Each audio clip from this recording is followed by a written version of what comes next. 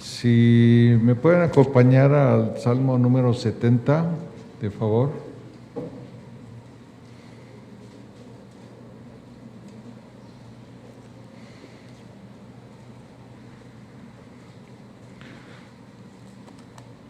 La palabra del Señor dice: Oh Dios, acude a librarme. Apresúrate, oh Dios, a socorrerme. Sean avergonzados y confundidos los que buscan de mi vida. Sean vueltos atrás y avergonzados los que mi mal desean. Sean vueltos atrás en pago de la afrenta hecha los que dicen: Gócense y alégrense en ti todos los que te buscan, y digan siempre los que aman tu salvación: engrandecido sea Dios.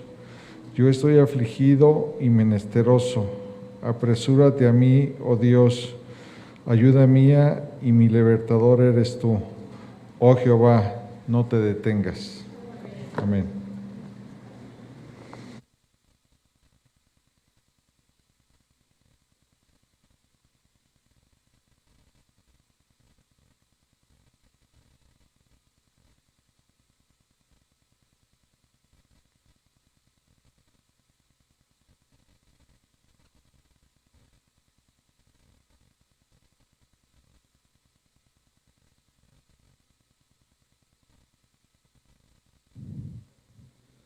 Bueno,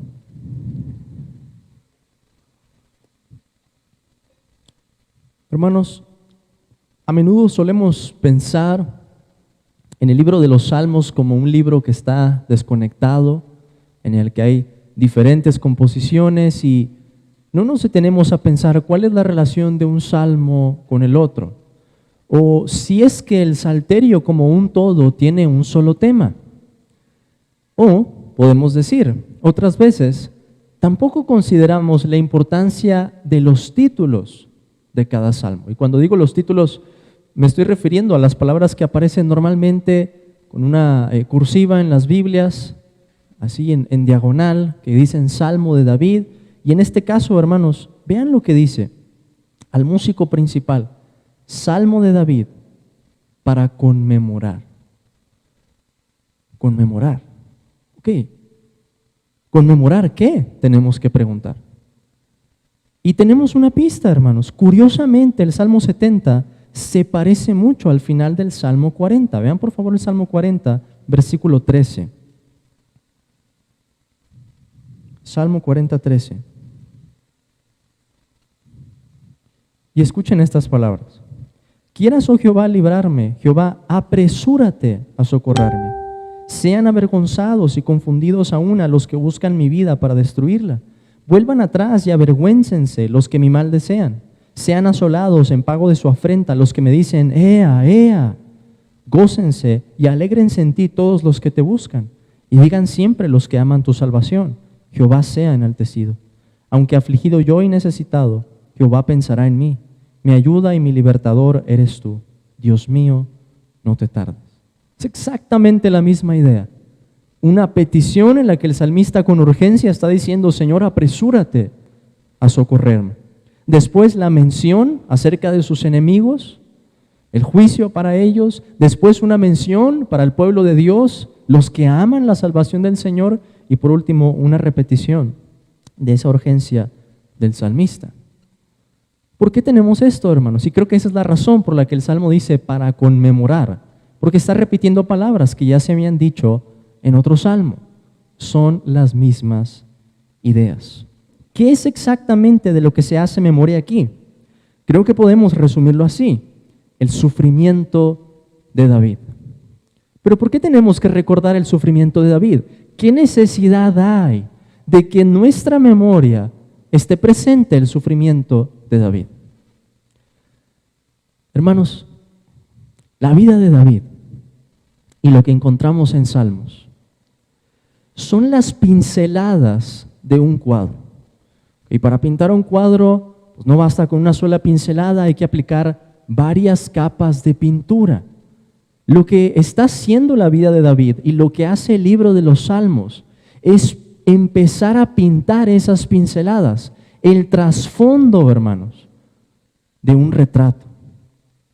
Pero el retrato al final, adivinen qué, no es el retrato de David. El retrato que hay al final, cuando se termina de pintar, es el retrato del rostro de nuestro Señor Jesucristo. Y eso es lo que encontramos al final en el Nuevo Testamento. Pero la vida de David, hermanos, empieza a pintar el trasfondo y nos va dando pistas de cómo se va a ver la vida de otro David. Un David que Dios iba a levantar del mismo linaje, pero esta vez con una naturaleza divina, Dios y hombre, nuestro Señor Jesucristo. Lo que quiero decir es entonces, hermanos, que la razón por la que conmemoramos el sufrimiento de David es porque el sufrimiento de David apuntaba al sufrimiento de otro. Es porque el sufrimiento de David era el trasfondo de cómo se iba a ver el sufrimiento del Mesías. Justamente la semana pasada, creo, vieron el Salmo 69. Y el Salmo 69 nos da referencias acerca de los sufrimientos de David en un sentido, pero nos apunta a ver los sufrimientos de Cristo. ¿Qué encontramos en el Salmo 70? La petición de David después de ese sufrimiento, que podemos decir también es la petición de Cristo. Encontramos en Cristo la misma urgencia por la intervención de Dios. Encontramos en Cristo la misma petición en contra de sus enemigos y ese deseo, esa bendición para los que aman a Dios. Y esa es la conexión que tenemos aquí, hermanos. Ahora, quiero que noten la estructura del Salmo. El versículo 1 y el versículo 5 repiten la misma idea. Apresúrate, oh Dios, a socorrerme. Apresúrate a mí, oh Dios.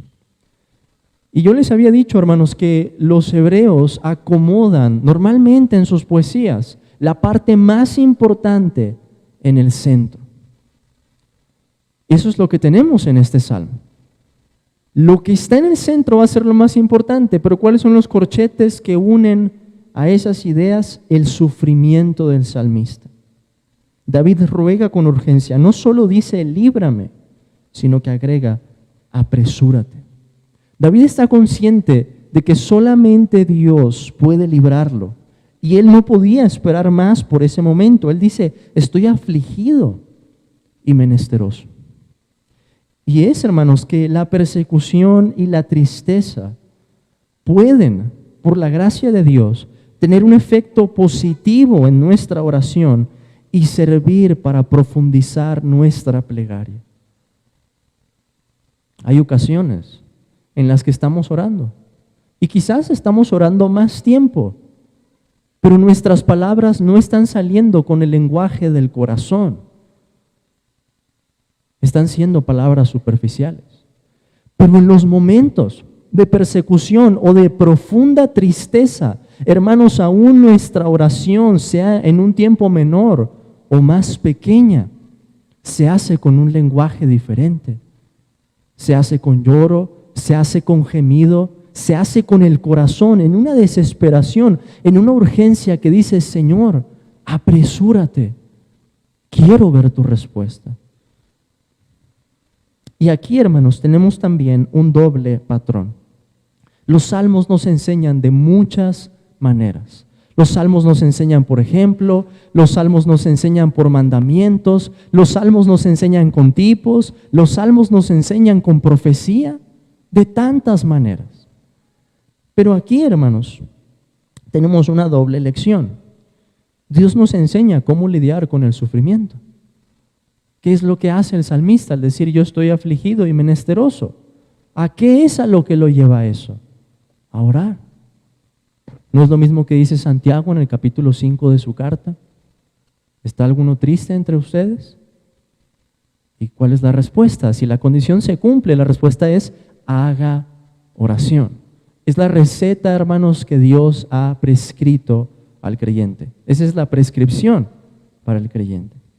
Pero además de enseñarnos cómo lidiar con el sufrimiento, yo les decía, tenemos un tipo aquí del anhelo del Mesías por la presencia e intervención de Dios. Es decir, en el clamor de David, escuchamos, al contemplar la revelación de Dios, el clamor de alguien mayor, Cristo Jesús. El clamor después de sus sufrimientos que nos presenta el Salmo 69, ese grito de angustia, ese grito en el dolor. ¿Y a qué es, hermanos? A lo que nos lleva esa petición, a dos cosas, y es lo que tenemos en el centro de este Salmo. En primer lugar, el salmista pide que Dios traiga vergüenza sobre sus enemigos. ¿Cómo interpretamos esto? ¿Cómo interpretamos las imprecaciones, las maldiciones que dice el salmista en contra de sus enemigos? Porque alguien puede llegar, digamos, a este salmo en un conflicto y decir, Señor, trae vergüenza sobre mis enemigos. Pero debemos ser cuidadosos, hermanos, en cómo aplicamos eso. Porque la razón o el motivo que estaba en el corazón de David no era la venganza en sí misma. El motivo que David tenía era la gloria de Dios. Y si queremos identificarnos con esa oración en medio de la persecución o el sufrimiento, esa debe ser nuestra motivación, la gloria de Dios. Además, David, hermanos, no tenía cualquier rol. Él era rey y funcionaba también como un juez en Israel, como una especie de juez, y no me refiero al libro de Jueces, sino a alguien que como rey debía de emitir juicios con justicia y decir, pueblo del Señor, esto es lo que Dios nos ha mandado, esto es lo justo y esto es lo injusto. Así que en esa plegaria y en ese deseo de que Dios traiga vergüenza sobre sus enemigos, David también está ejerciendo su función como rey, juzgando lo que es justo y lo que es injusto. Y en este sentido, hermanos, David divide dos grupos. Unos son los que lo están persiguiendo. Y si estaban persiguiendo al rey, estaban en contra no solo del rey. Si el rey estaba obedeciendo la voluntad de Dios, también los enemigos del rey estaban en contra ¿de quién? De Dios. De Dios. David distingue dos grupos entonces, los que estaban en contra de Dios y los que amaban la salvación de Dios. Y esa es la distinción que encontramos en el Evangelio. Aquellos que han puesto su fe en el Señor Jesucristo o aquellos que todavía no lo han hecho y se están oponiendo de una u otra manera en mayor o menor grado a Dios y a sus propósitos. Cristo lo dice de esa manera, que el que no es con Él está contra Él. Y es que el Evangelio nos pone en esa disyuntiva para distinguir entre dos grupos. Aquellos que se van a oponer a Dios o aquellos que van a doblegarse y decir, Señor, queremos hacer tu voluntad, queremos esa salvación. Esto nos recuerda además, hermanos, el patrón que vemos en la vida de Cristo. Cristo tuvo perseguidores, Cristo fue perseguido. ¿Y qué es lo que Él hizo? El apóstol Pedro nos dice que Él no respondía con maldición a los que lo maldecían, sino que encomendaba la causa al que juzga justamente. Y eso es lo que tenemos en este salmo. Cristo hizo lo mismo y los sufrimientos de David ya nos estaban diciendo algo de eso, de cómo Cristo iba a encomendar su causa como el Rey justo delante de Dios. Pero tenemos aquí una segunda parte en el centro de este mensaje, que dice, gócense y alégrense en ti todos los que te buscan, y digan siempre los que aman tu salvación, engrandecido sea Dios. Y es que delante de los ojos de Dios hay un segundo grupo en la humanidad. ¿Y cuál es? El pueblo de Dios. David nos está diciendo aquí cuál es el mayor deseo, el deseo supremo en el pueblo de Dios. ¿Y cuál es? Que Dios sea engrandecido. O en las palabras del Padre nuestro, santificado sea tu nombre. El deseo más grande en el pueblo de Dios. Pero también, hermanos, encontramos aquí las palabras de nuestro Señor Jesucristo, deseando bendición, deseando gozo y deseando alegría a su pueblo. Es interesante que antes de que el Señor ascendiera, de vuelta al Padre, Él hizo algo con sus discípulos. Estuvo enseñándoles por 40 días acerca del reino. Pero hermanos, antes de despedirse, las Escrituras nos dicen que el Señor los bendijo.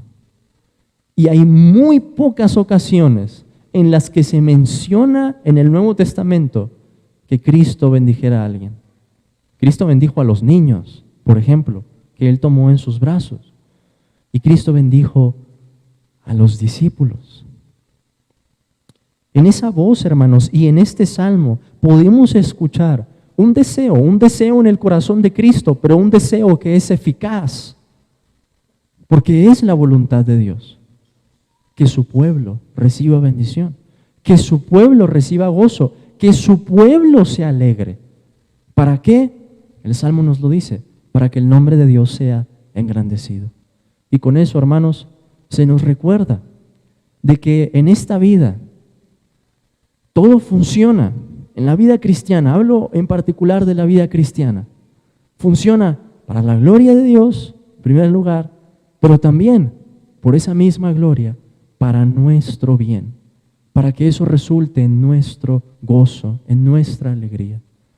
Hermanos, así que en las palabras de David y en esas pistas que él nos deja con la vida de sufrimiento que él tuvo, pero con una vida también que tuvo momentos de exaltación, nos lleva a mirar el retrato de Cristo. Alguien que sufriría de una manera mucho mayor. Alguien que distinguiría también en su voz entre dos pueblos, la simiente de Dios, los que han nacido de Dios en el lenguaje del apóstol Juan, y la simiente de la serpiente, los hijos del maligno. Quiero preguntarte, ¿a dónde perteneces tú? ¿Con qué grupo puedes identificarte? Puedes decir, yo estoy con los que aman la salvación. Yo estoy con los que dicen en su corazón, engrandecido sea Dios. O yo estoy con los que dicen, he escuchado el Evangelio, pero aún no he respondido a este. He escuchado el Evangelio, he entendido que es bueno, pero aún en mi corazón hay oposición en contra de Dios. Pues si tu caso es el segundo, quiero decirte, gracias a Dios que estás aquí. Porque Dios te ha traído para que escuches una vez más su Evangelio y para extenderte una oportunidad más, para que te arrepientas y pongas tu fe, pongas tu confianza en el Señor Jesucristo y puedas disfrutar de este mismo gozo y esta misma alegría. Amén, hermanos.